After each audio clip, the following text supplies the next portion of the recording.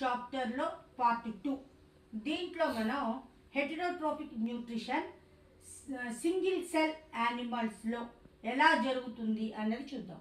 Single cell అంటే unicellular ఆర్గానిజమ్స్లో, పర్టిక్యులర్గా మనకి బాగా నోన్ నేమ్ ఏంటి అంటే అమీబా. అమీబాలో ఈ న్యూట్రిషన్ అనేది ఎలా జరుగుతుంది అన్న దాని గురించి ఇప్పుడు మనం చూద్దాం. ఇది అమీబా యొక్క స్ట్రక్చర్. ఈ అమీబాకి ఒక డెఫినెట్ స్ట్రక్చర్ అంటూ ఉండదు. అది దానికి ఉన్న పరిస్థితులను బట్టి, సిచ్యువేషన్స్ని బట్టి దాని యొక్క షేప్ని ఎప్పటికప్పుడు మార్చుకుంటూ ఉంటుంది. షేప్ని ఎప్పటికప్పుడు చేంజ్ చేసుకుంటూ ఉంటుంది. అయితే ఈ అమీబా అనేది గ్రీక్ దేవత ప్రోటియస్ అనే దేవతని పోలి ఉంటుంది అని చెప్పేసి వాళ్ళు ఈ అమీబాని ఏమని పిలిచేవాళ్ళు అంటే ప్రోటియస్ యానిమల్ క్యూల్ అని చెప్పేసి ఈ అమీబాని పిలుస్తారు. ఇప్పుడు మనం అమీబా యొక్క స్ట్రక్చర్ని ఒకసారి చూద్దాం. అమీబా దీని చుట్టూ ఉన్న ఈ లేయర్ని ఏమంటారు అంటే ప్లాస్మా మెంబ్రెయిన్ అని చెప్పేసి అంటూ ఉంటారు. ఈ ప్లాస్మా మెంబ్రెయిన్ లోపలి వైపు ఉన్న ఈ జెల్లీ లైక్ లిక్విడ్ని ఏమంటారు అంటే సైటోప్లాజం అని చెప్పేసి అంటూ ఉంటారు. దీంట్లో మధ్యలో న్యూక్లియస్, రౌండ్గా ఉన్న ఈ స్ట్రక్చర్ని న్యూక్లియస్ అని చెప్పేసి అంటూ ఉంటారు. దీంట్లో చిన్నగా ఉన్న రౌండ్ స్ట్రక్చర్ని కాంట్రాక్టైల్ వాక్యూల్ అని కూడా అంటూ ఉంటారు. అయితే ఈ అమీబా ఒక ప్లేస్ నుంచి ఇంకొక ప్లేస్కి మూవ్ అవ్వడానికి పర్టిక్యులర్గా స్పెషల్గా ఎలాంటి ఆర్గాన్స్ లేవు. ఈ బాడీనే ఏం చేస్తుంది అంటే అది ఎటువైపు వెళ్ళాలో అటువైపుకి ఆ బాడీని మూవ్ చేస్తూ ఉంటుంది. అలాగా ఇవి చూడటానికి ఎలా కనిపిస్తాయి అంటే ఫీట్ లాగా కనిపిస్తాయి, కానీ నిజమైన ఫీట్ కావు. కాబట్టి వీటిని ఏమంటారు అంటే సూడోపోడియా అని చెప్పేసి అంటూ ఉంటారు. ఇక ఈ ఒక్క సింగిల్ సెల్లే దాని యొక్క అన్ని ఫంక్షన్స్ని ఈ ఒక్క సెల్లే ఫంక్షన్ని చేయడం జరుగుతూ ఉంటుంది.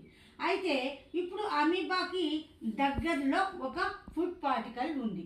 ఈ ఫుడ్ పార్టికల్ ఉన్నప్పుడు ఏమవుతుంది అంటే ఈ అమీబా యొక్క సూడోపోడియా నెమ్మదిగా ఈ ఫుడ్ పార్టికల్ని క్యాప్చర్ చేయటం జరుగుతుంది. క్యాప్చర్ చేసిన తర్వాత ఈ రెండు సూడోపోడియాలు కలిసిపోయి వాళ్ళు ఫుడ్ పార్టికల్ని లోపలికి తీసుకోవటం జరుగుతుంది. ఈ ఫుడ్ పార్టికల్ చుట్టూ ఒక వ్యాక్యూల్ ఏర్పడుతుంది. దాన్ని ఫుడ్ వ్యాక్యూల్ అని చెప్పేసి అంటూ ఉంటారు.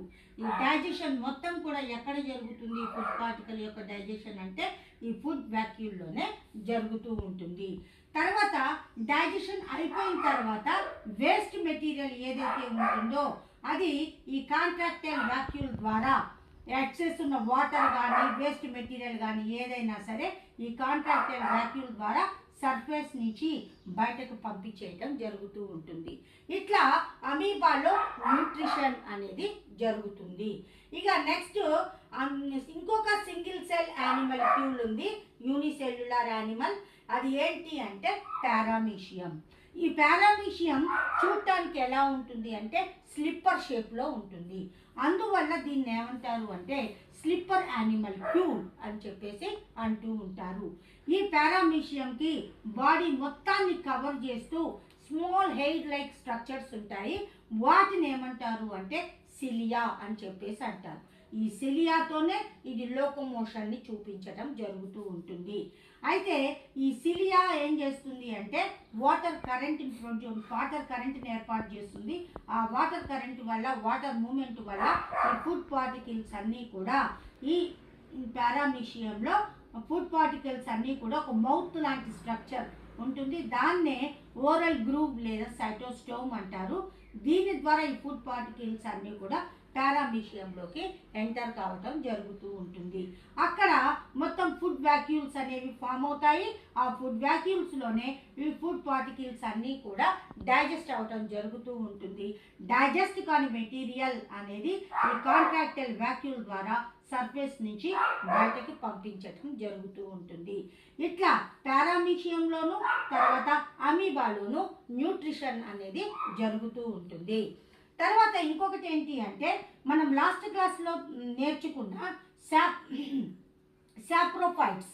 ఈ సాప్రోఫైట్స్ ఏం చేస్తాయి మనం ఆల్రెడీ తెలుసుకున్నాం. ఏం చేస్తాయి? డికే మెటీరియల్ని డైజెస్ట్ చేసి వాటిని అబ్జార్బ్ చేసుకుంటాయి. అంటే ఇవి ఎర్త్ మీద ఉన్న డెడ్ యానిమల్స్ని, డెడ్ ప్లాంట్స్ని, డికే మెటీరియల్ని ఏం చేస్తున్నాయి? క్లీన్ చేస్తున్నాయి. కాబట్టి ఈ సాప్రోఫైట్స్ని ఏమంటారు అంటే స్కావెంజర్స్ ఆఫ్ ద ఎర్త్ అని కూడా అంటూ ఉంటారు. ఇది న్యూట్రిషన్ సింగిల్ సెల్ యానిమల్స్లో ఎట్లా జరుగుతుంది అన్నది చెప్పడం జరుగుతుంది. ఇప్పుడు మనం ఆటోట్రోఫిక్ న్యూట్రిషన్కి హెటెరోట్రోఫిక్ న్యూట్రిషన్కి ఈ రెండిటికి మధ్య డిఫరెన్సెస్ ఏంటి అన్నది చూద్దాం. ఫస్ట్ వన్ ఏంటి అంటే ఆటోట్రోఫిక్ న్యూట్రిషన్ అంటే they can not depend others. They can not depend others for food. అంటే ఇవి ఫుడ్ కోసం వేరే వాటి మీద ఆధారపడవు. మరి ఇక్కడ ఏంటి? They can depend others for food. Other organisms మీద ఫుడ్ కోసం డిపెండ్ అవుతాయి. Second one, they prepare food own. ఇవి సొంతంగా ఆహారాన్ని తయారు చేసుకుంటాయి. ఇక్కడ they can not prepare food own. ఇవి సొంతంగా ఆహారాన్ని తయారు చేసుకోలేవు. ఇక థర్డ్ వన్ ఏంటి అంటే ఇవి సొంతంగా ఆహారాన్ని ప్రిపేర్ చేసుకునే పద్ధతిని, ప్రాసెస్ని ఏమంటారు అంటే ఫోటోసింథసిస్ అని చెప్పేసి అంటూ ఉంటారు. ఓన్గా ఫుడ్ని ప్రిపేర్ చేసుకునే ప్రాసెస్ని ఫోటోసింథసిస్ అని చెప్పేసి అంటూ ఉంటారు. ఇక్కడ ఈ ఫోటోసింథసిస్ అనేది ఆబ్సెంట్, ఇక్కడ ఉండదు. ఇక ఫోర్త్ వన్ ఏంటి అంటే వీటిల్లో ఆకుపచ్చని భాగాలు, green colour structures, green colour parts అనేవి ఉంటాయి. ఫర్ ఎగ్జాంపుల్ ప్లాంట్లో గ్రీన్ కలర్లో ఉండేవి ఏంటి అంటే లీవ్స్. ఆ లీవ్స్ గ్రీన్ కలర్లో ఉండటానికి కారణం ఏంటి అంటే క్లోరోఫిల్. ఈ క్లోరోఫిల్ అనేది ఈ ఆటోట్రోప్స్లో కనబడుతూ ఉంటుంది. సో క్లోరోఫిల్ అనేది ఇక్కడ ప్రజెంట్ అయి ఉంటుంది. ఇక్కడికి వచ్చేసరికి క్లోరోఫిల్ అనేది ఆబ్సెంట్ అయి ఉంటుంది. ఇక ఆటోట్రోఫిక్ న్యూట్రిషన్ని ఇక టైప్స్గా డివైడ్ చేయటం అనేది లేదు. కానీ హెటెరోట్రోఫిక్ న్యూట్రిషన్ని మాత్రం అగైన్ మనం 3 టైప్స్గా డివైడ్ చేయటం జరిగింది. పారాసైటిక్ న్యూట్రిషన్, తర్వాత సాప్రోఫైటిక్ న్యూట్రిషన్ అని మొత్తం 3 టైప్స్గా ఈ హెటెరోట్రోఫిక్ న్యూట్రిషన్ని మనం. ఆటోట్రోఫిక్ న్యూట్రిషన్లో సెపరేట్ 3 టైప్స్ అని చెప్పేసి సెపరేట్ టైప్స్ అనేవి దీంట్లో కనబడవు. కానీ హెటెరోట్రోఫిక్ న్యూట్రిషన్లో మాత్రం 3 టైప్స్ ఆఫ్ న్యూట్రిషన్ మనకు కనబడుతుంది. Parasitic nutrition, symbiotic nutrition, saprophytic nutrition అనేది మనకి కనిపిస్తూ ఉంటుంది. అగైన్ ఫుడ్ హ్యాబిట్స్ని బట్టి ఈ హెటెరోట్రోప్స్ని మళ్ళీ 3 టైప్స్గా డివైడ్ చేయడం జరిగింది. ఏంటవి అంటే హెర్బివోర్స్, కార్నివోర్స్, తర్వాత ఆమ్నివోర్స్ అని ఈ డివైడ్ చేయడం జరిగింది. ఇక్కడ ఆటోట్రోప్స్ని లేదా ప్లాంట్స్ని ఏమంటారు అంటే యూనివర్సల్ ఫుడ్ ప్రొవైడర్స్ అని చెప్పేసి అంటూ ఉంటారు. యూనివర్సల్ ఫుడ్ ప్రొవైడర్స్ అని చెప్పేసి ఈ ఆటోట్రోప్స్ని పిలవటం జరుగుతూ ఉంటుంది. ఇది ఆటోట్రోఫిక్ న్యూట్రిషన్కి హెటెరోట్రోఫిక్ న్యూట్రిషన్కి మధ్య ఉన్న డిఫరెన్సెస్.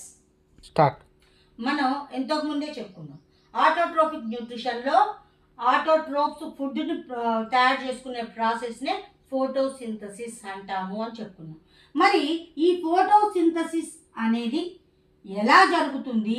మరి ఈ ఫోటోసింథసిస్ జరగాలంటే ఈ ప్లాంట్కి ఏమేం కావాలి అన్న దాని గురించి ఇప్పుడు మనం చూద్దాం. ఈ ఫోటోసింథసిస్లో ఇక్కడ ఒక ప్లాంట్ని మనం చూస్తున్నాం. ఈ ప్లాంట్లో లీవ్స్ అనేవి ఏ కలర్లో ఉంటాయి అంటే గ్రీన్ కలర్లో ఉంటాయి.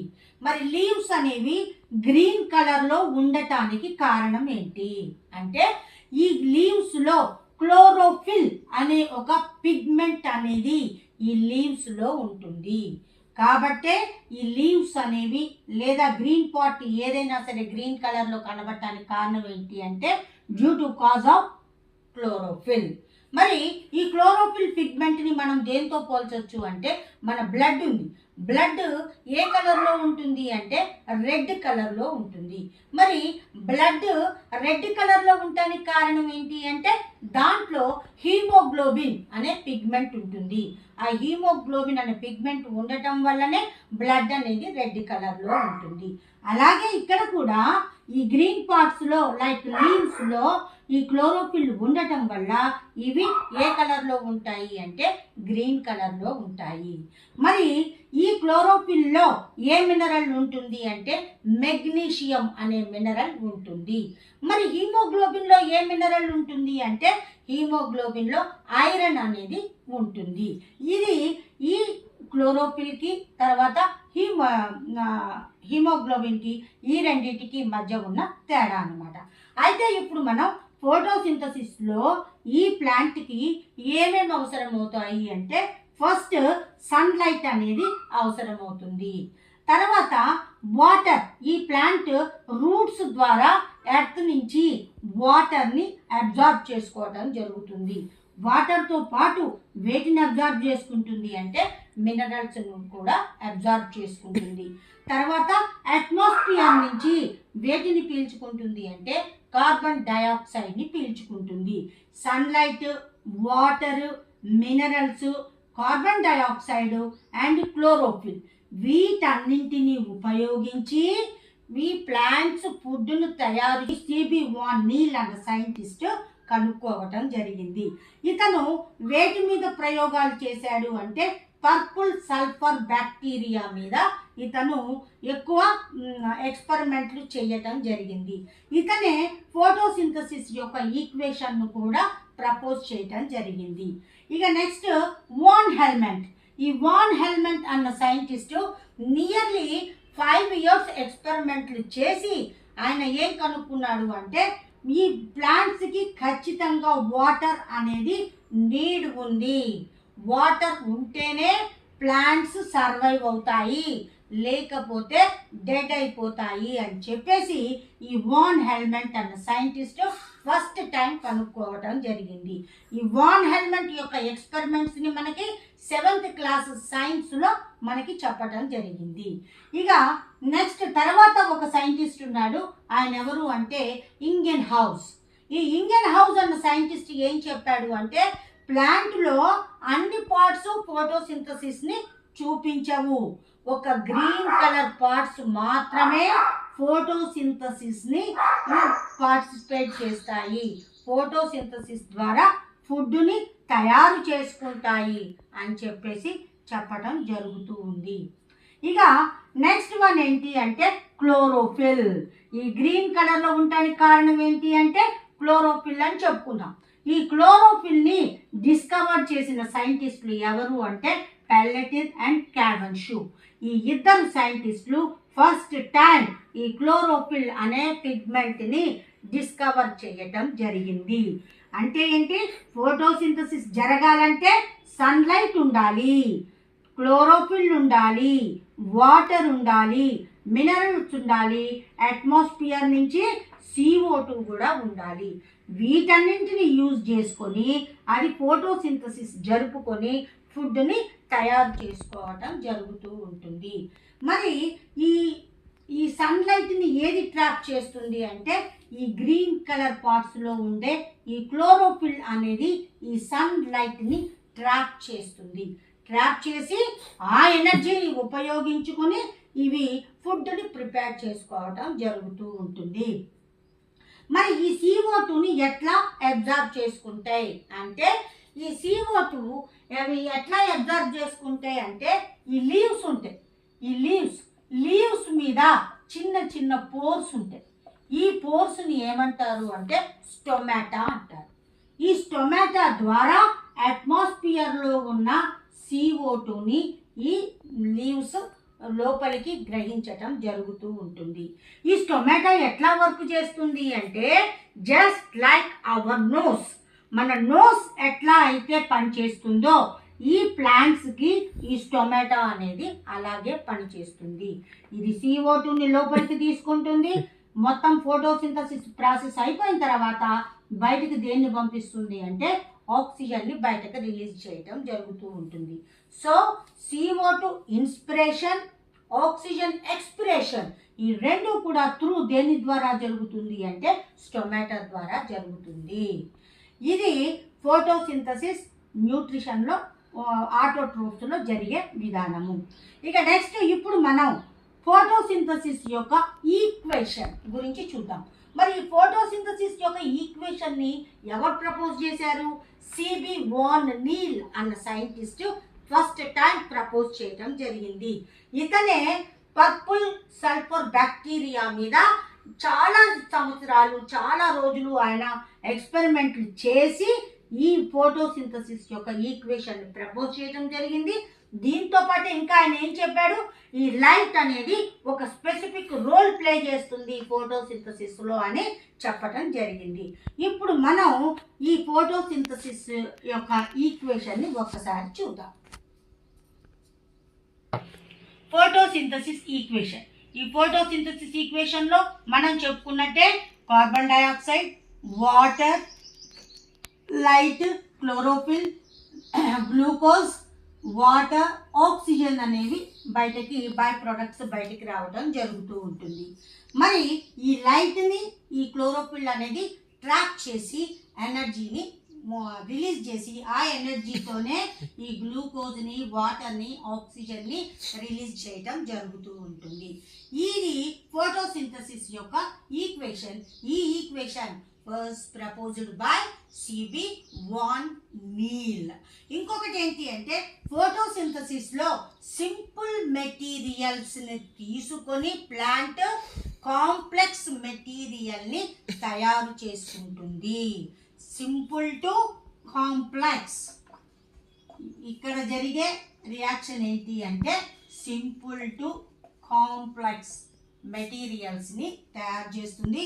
ఈ గ్లూకోజ్నే తర్వాత ఎలా మార్చుకుంటుంది అంటే స్టార్చ్ రూపంలో మార్చుకొని అది దాంట్లో ప్రిజర్వ్ చేసి ప్లాంట్స్ వాటిల్లో ప్రిజర్వ్ చేసుకోవడం జరుగుతూ ఉంటుంది. ఇది న్యూట్రిషన్ సెకండ్ పార్ట్లో మనం ఫోటోసింథసిస్ అంటే ఏంటి, ఫోటోసింథసిస్ ఈక్వేషన్స్ వీటి గురించి చూడటం జరిగింది. రిమైనింగ్ పార్ట్ 3లో చూద్దాం మనం.